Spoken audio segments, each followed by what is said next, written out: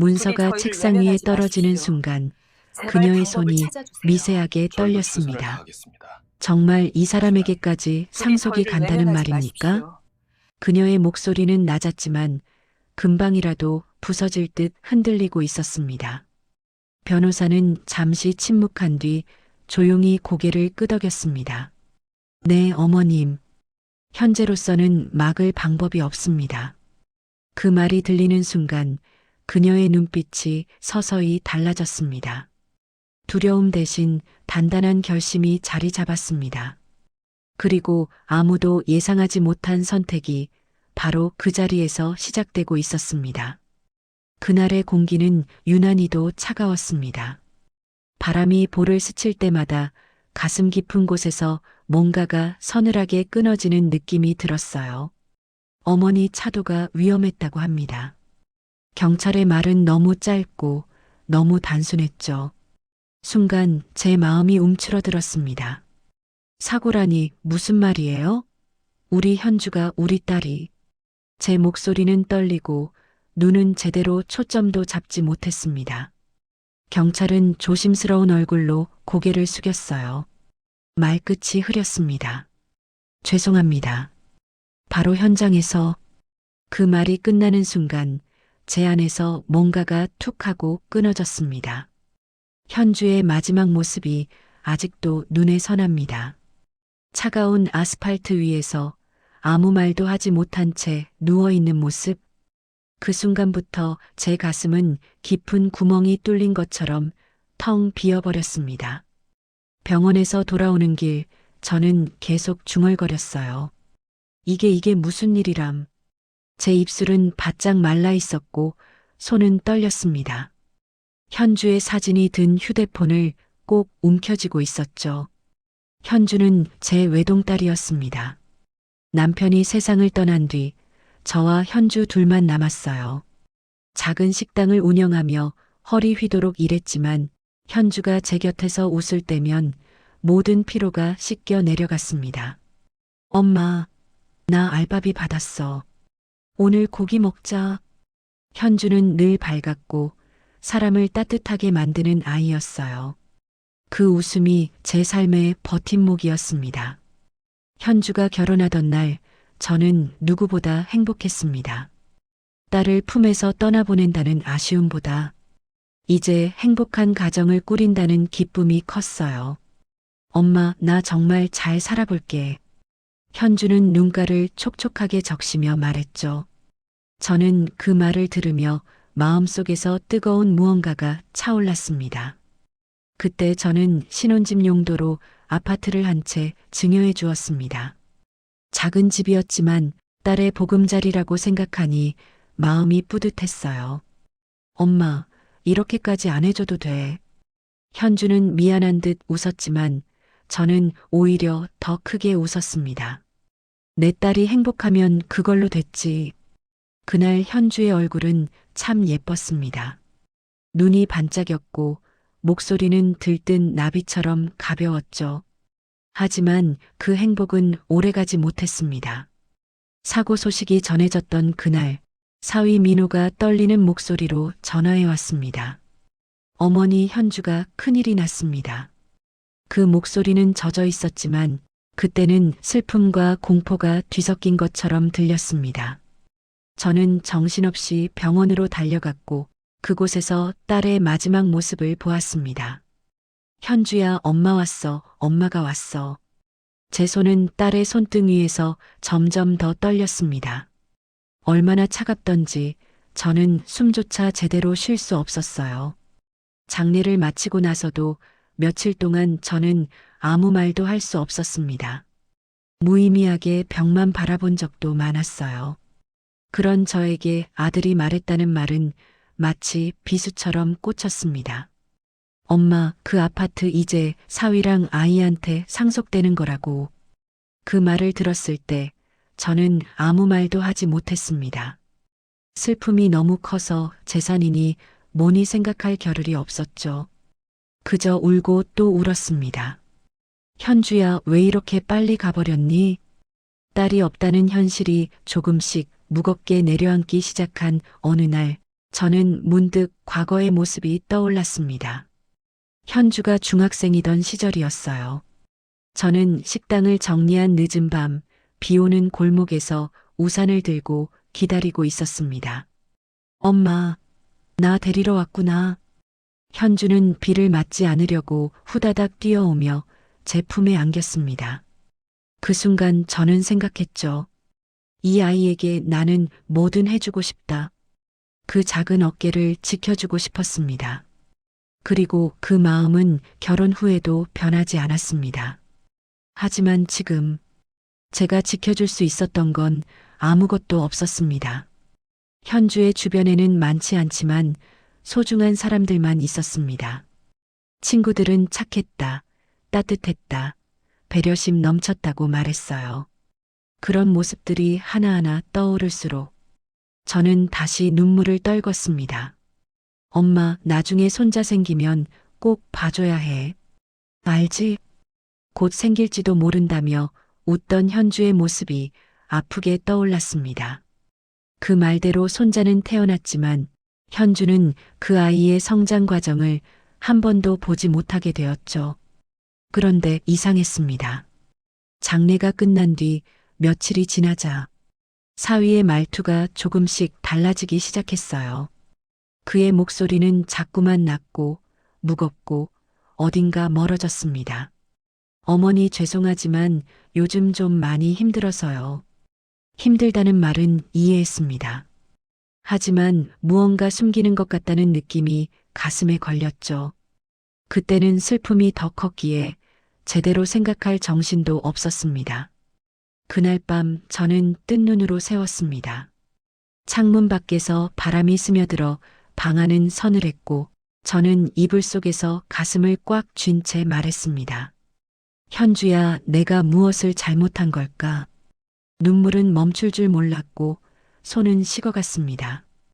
그렇게 저는 차가운 아스팔트 위에 남겨진 딸의 마지막 모습을 지워내지 못한 채 또 하루를 보냈습니다.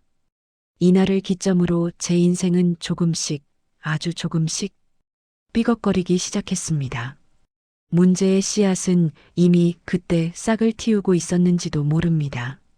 그리고 그것은 제가 예상하지 못한 큰 폭풍이 되어 훗날 제 삶을 집어삼키게 될 줄, 그때는 정말 몰랐습니다. 현주가 떠난 뒤 몇 달이 지나자 제 일상은 조용히 무너져 내렸습니다. 아침 햇빛이 커튼 사이로 스며들어도 집안은 여전히 어둡게 느껴졌어요. 밥을 지어도 상위는 늘 비어 있었고 TV를 켜도 화면만 멍하니 바라볼 뿐 소리가 귀에 잘 들어오지 않았습니다. 그런데 어느 날 갑자기 전화벨이 울렸습니다. 저는 심장이 덜컥 내려앉는 느낌을 받았습니다. 전화 화면에는 민호라는 이름이 떴습니다. 어머니 계세요? 민호의 목소리는 평소보다 훨씬 약해져 있었어요.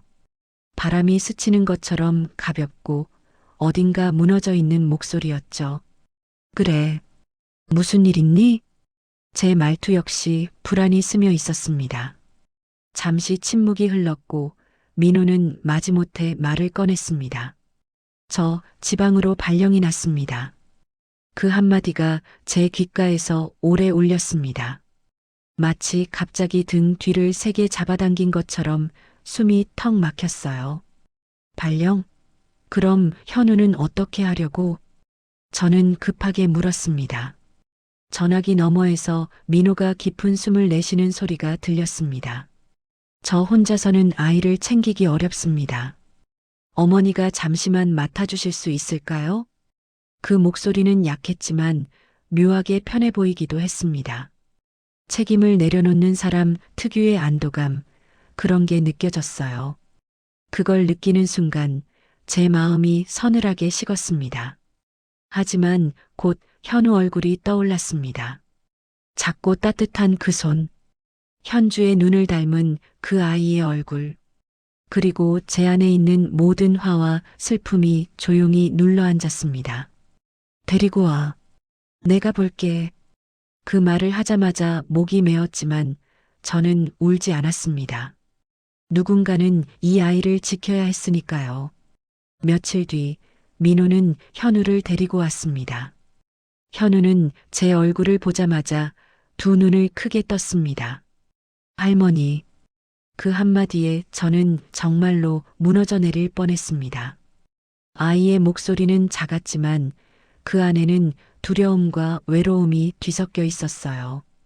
우리 현우 왔구나. 이리 와. 저는 어깨를 떨며 아이를 꼭 안았습니다. 현우의 작은 손이 제 등을 감싸는 순간 눈물이 비처럼 쏟아졌습니다. 그동안 참아왔던 울음이 한꺼번에 터져버렸어요. 현우는 놀란 눈으로 저를 보며 조심스레 말했습니다. 할머니 울지 마요. 나 여기 있어. 그 말은 날카로운 비수처럼 제 가슴을 찔렀지만 동시에 가장 따뜻한 위로이기도 했습니다. 민호는 어색한 미소를 지었습니다. 어머니 정말 죄송합니다. 일만 안정되면 바로 데리러 오겠습니다. 저는 무표정한 얼굴로 고개만 끄덕였습니다. 그래, 알겠다. 하지만 마음속에서는 이 사람 정말 데리러 오긴 할까? 하는 의심이 날카롭게 고개를 들고 있었어요. 며칠 후 민호는 떠났습니다. 현우는 제 집에 금방 적응했습니다. 아침이면 작은 발을 끌며 거실로 나와 말했어요. 할머니, 배고파요. 그 말을 듣는 순간마다 제 가슴은 뭉클해졌습니다. 그동안 텅 비어 있던 집에 다시 숨결이 들어온 느낌이었죠. 하지만 시간이 지나면서 이상한 점이 점점 더 보이기 시작했습니다. 민호에게 연락을 하면 죄송해요. 회의 중이라. 오늘은 연락을 못 드린 것 같습니다. 이번 달 양육비는 조금만 더 기다려주세요. 말은 계속 달았지만 행동은 없었습니다. 양육비는 끊기기 일쑤였고 전화도 제대로 받지 않았습니다. 그리고 어느 날 현우가 갑자기 묻는 겁니다. 할머니, 아빠 언제 와요? 아이의 눈은 초조하게 흔들리고 있었어요. 저는 그 눈을 보지 못하고 잠시 고개를 돌렸습니다. 조금만 더 기다려보자. 바쁘시대. 제 목소리가 너무 약해서 현우도 대답을 하지 않았습니다. 아이의 어깨가 가볍게 내려가는 게 보였어요. 그 순간 저는 마음이 찢어지는 것 같았습니다. 민호 이럴 거면 왜 아이를 데려다 놓고 간 거야. 그러던 어느 날 아주 충격적인 말을 들었습니다. 민호, 지금 다른 여자랑 살고 있대. 이 말을 듣는 순간 제 손에서 들고 있던 휴대폰이 미끄러져 떨어졌습니다. 머리는 하얘지고 귀에서는 심장 뛰는 소리만 들렸어요. 뭐라고요? 현주 떠난 지 얼마나 됐다고.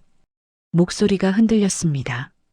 입술은 바짝 말라붙었고 손끝이 차갑게 떨렸어요.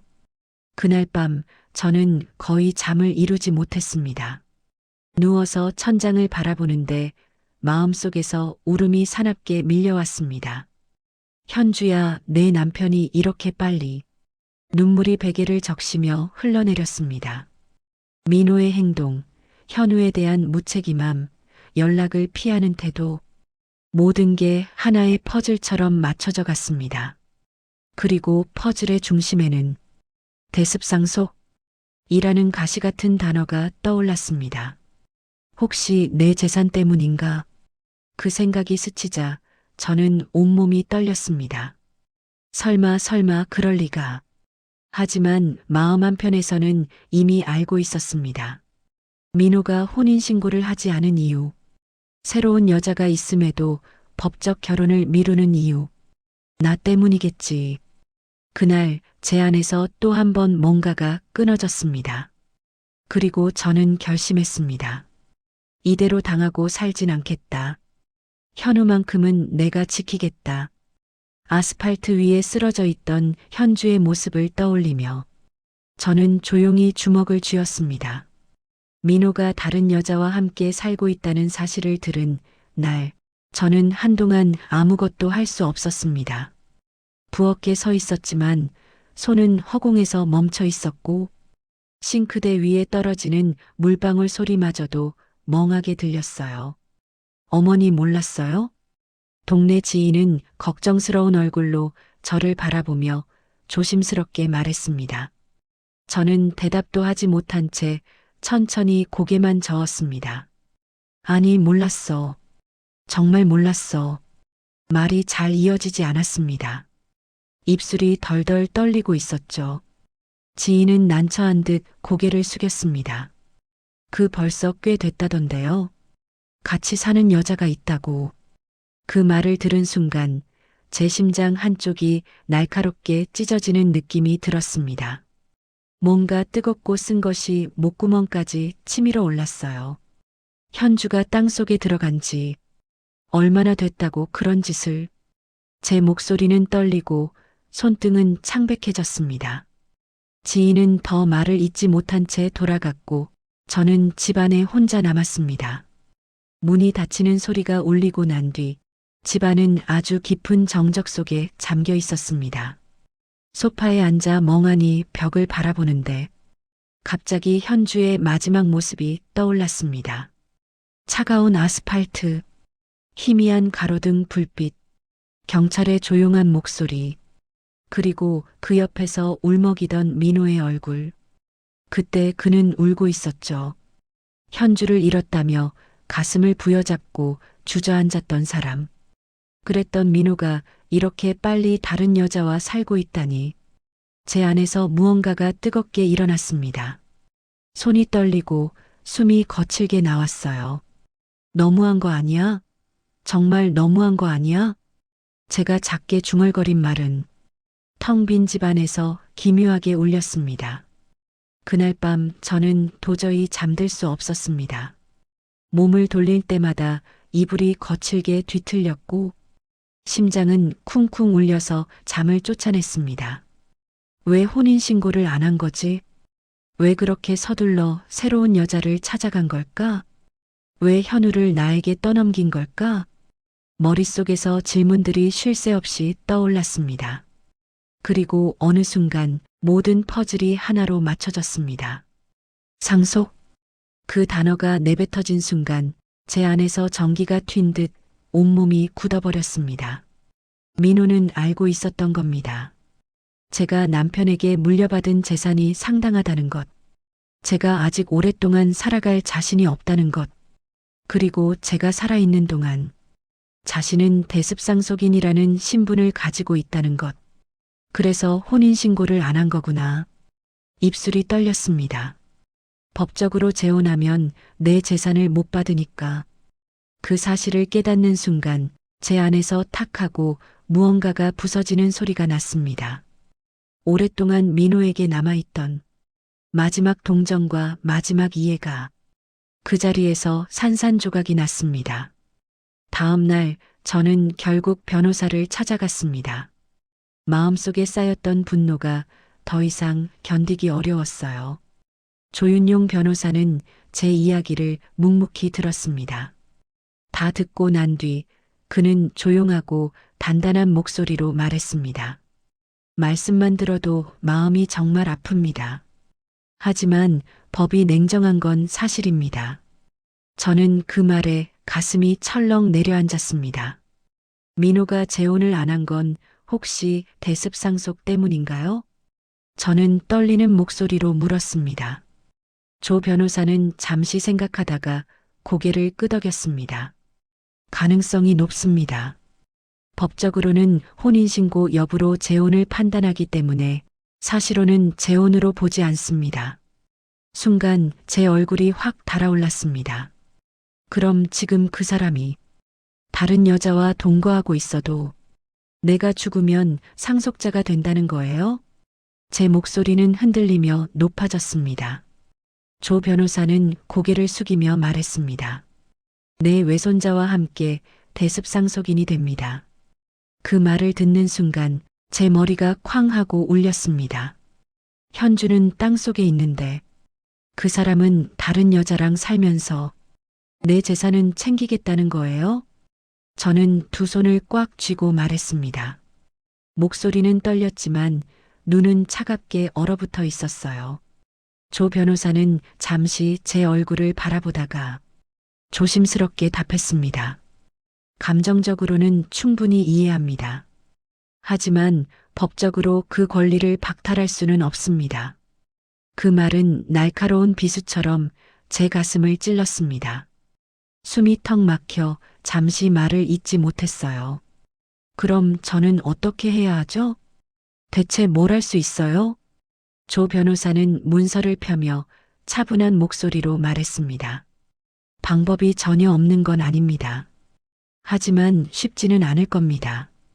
그 말에 제 속에서 작은 불빛이 켜졌습니다.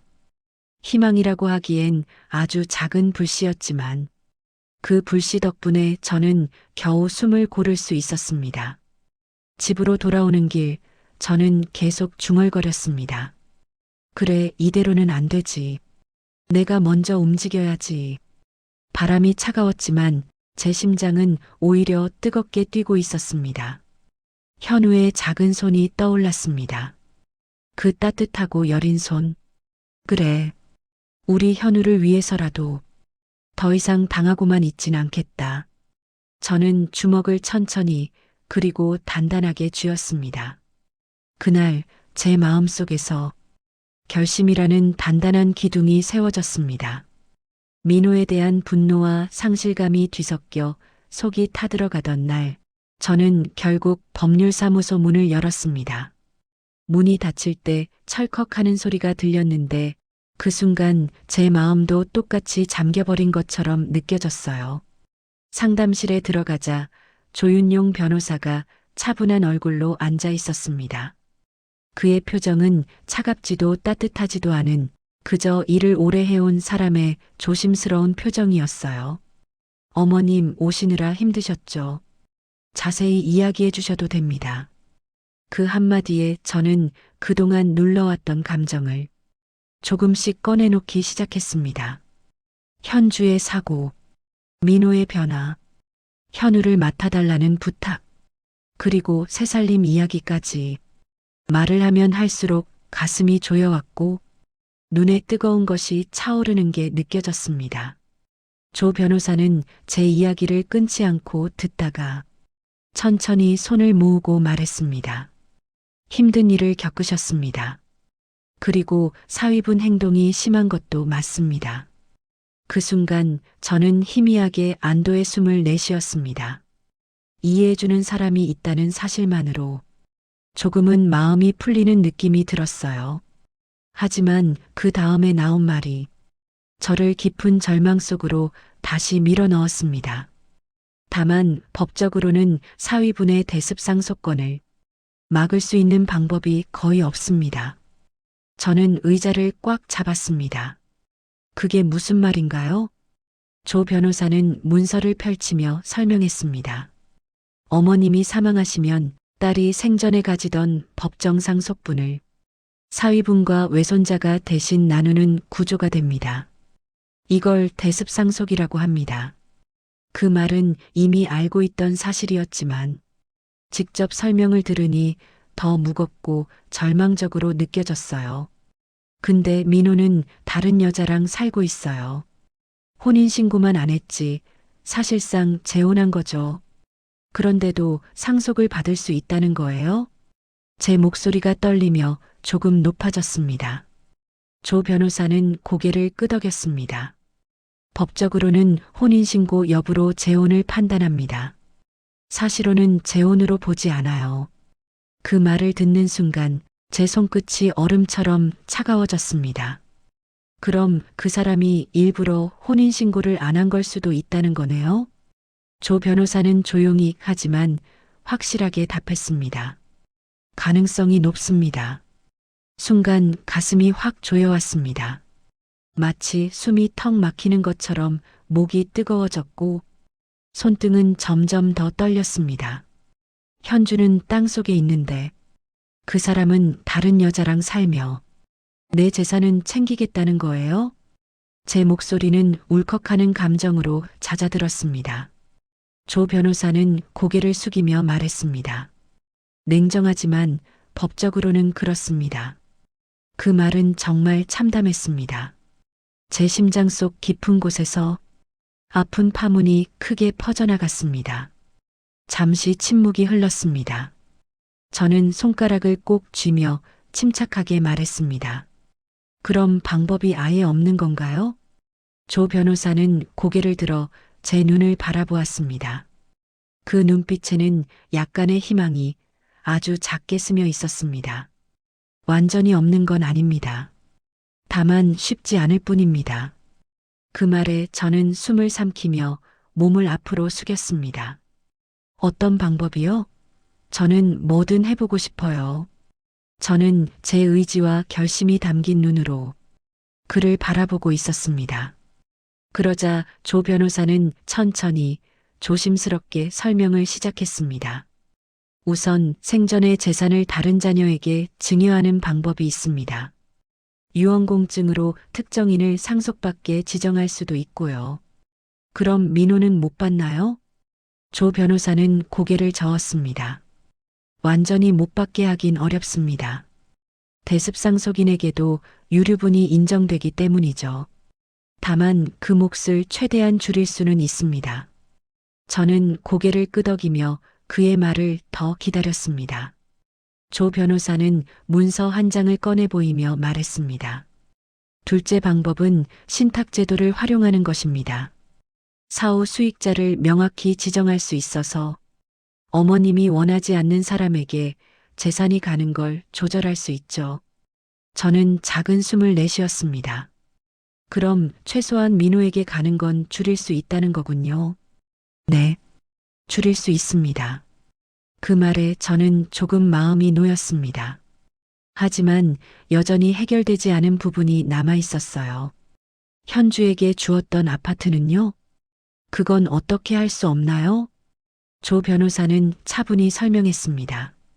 부동산 자체를 돌려받는 건 불가능합니다. 하지만 특별 수익으로 인정받으면 그 금액을 상속분에서 미리 받은 것으로 계산할 수 있습니다. 그러면 사위분이 나중에 받을 몫이 줄어들게 됩니다. 저는 오래 묵은 무게가 조금씩 내려가는 느낌이 들었습니다. 그리고 조 변호사가 마지막으로 말한 내용이 제 마음을 크게 흔들었습니다. 가장 중요한 건 외손자의 미성년 후견인을 신청하는 겁니다. 저는 놀란 눈으로 고개를 들었습니다. 제가 현우 후견인이 될 수 있다고요? 네. 사위분이 아이를 사실상 방치하고 있으니 법원에서 인정해줄 가능성이 높습니다. 후견인이 되면 향후 양육비, 그리고 그동안 못 받은 과거 양육비도 청구할 수 있습니다. 그 순간 제 안에서 무언가가 꽉 하고 자리 잡았습니다. 저 하고 싶어요. 현우를 지키려면 제가 해야죠.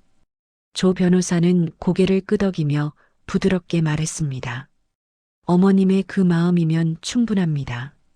과정이 쉽지는 않겠지만 이길 가능성은 충분합니다. 그 말은 제게 커다란 힘이 되었습니다. 법률사무소 문을 나서는 순간 찬바람이 얼굴을 스쳤지만 그 바람이 더 이상 차갑게 느껴지지 않았습니다. 제 마음속에서는 작지만 선명한 희망의 불빛이 피어나고 있었습니다. 그리고 저는 조용히 중얼거렸습니다. 현우야, 할머니가 널 지킬 거야.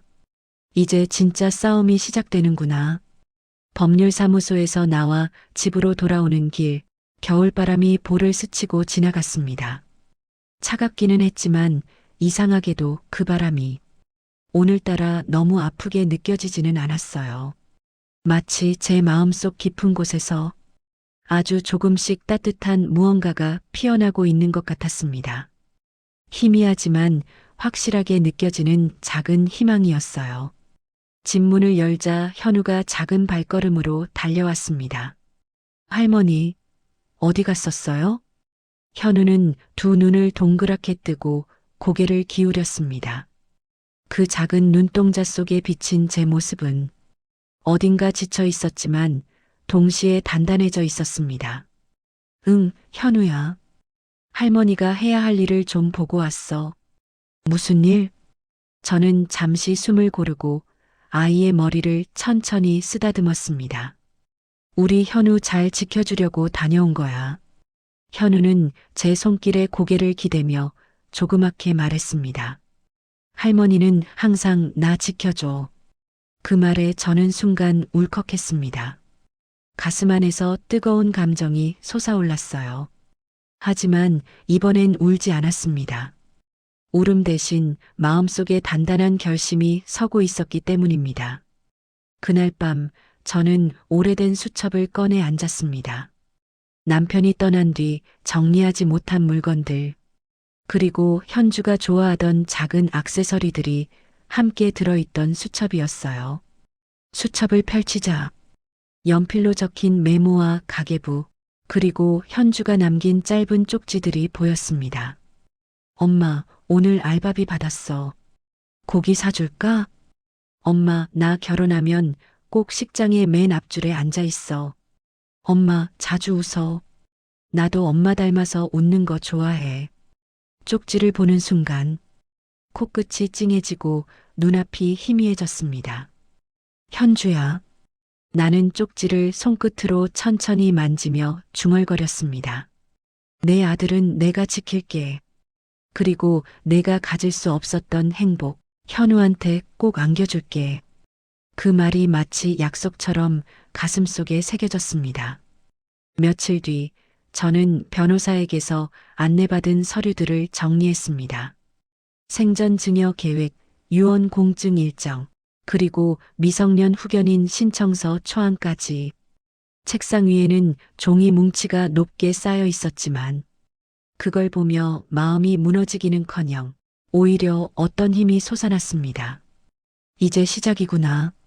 책상에 앉아 펜을 들면서 제 손끝이 미세하게 떨렸지만 그 떨림은 두려움이 아니라 각오였습니다. 그때 거실에서 현우가 장난감 블록을 쌓으며 말했습니다. 할머니, 나 나중에 커서 집 짓는 사람 될래. 저는 웃으며 아이 옆에 앉았습니다. 그래, 멋지네. 왜 집 짓는 사람이 되고 싶은데? 현우는 블록을 조심스럽게 올리면서 말했습니다. 할머니랑 나 살 집 내가 지어주게. 그 순간 제 심장이 쿵 하고 울렸습니다. 작은 아이가 내뱉은 그 말이 얼마나 큰 위로가 되었는지 말로 표현할 수 없었습니다. 저는 현우를 꼭 안았습니다. 그래, 고마워, 우리 현우. 현우는 제 품에서 웃으며 말했습니다. 응, 할머니 오래오래 살아야 돼. 그 말을 듣는 순간 제 눈이 뜨겁게 가라앉았지만 이번에도 울지 않았습니다. 울음 대신 가슴 속에서 세상이 조금씩 밝아지는 느낌이 들었어요. 며칠 후 저는 정식으로 미성년 후견인 지정 심판 청구를 냈습니다. 서류를 제출하는 순간 손이 떨리긴 했지만 기침을 한번 하고 나니 가슴이 조금 시원해졌습니다. 이제 시작이야. 법원 문을 나오며 저는 조용히 말했습니다. 조윤용 변호사는 제 옆에서 고개를 끄덕였습니다. 잘하셨습니다. 어머님의 상황이라면 인정될 가능성이 높아요. 저는 고맙다는 말을 천천히 건넸습니다. 감사해요, 변호사님. 정말로요. 조 변호사는 미소를 짓고 말했습니다. 현우를 위해서라도 꼭 필요한 일이었습니다. 힘내세요. 아직 해야 할 준비들이 많습니다. 저는 고개를 들며 단단한 목소리로 말했습니다. 네. 저는 포기 안 할 거예요.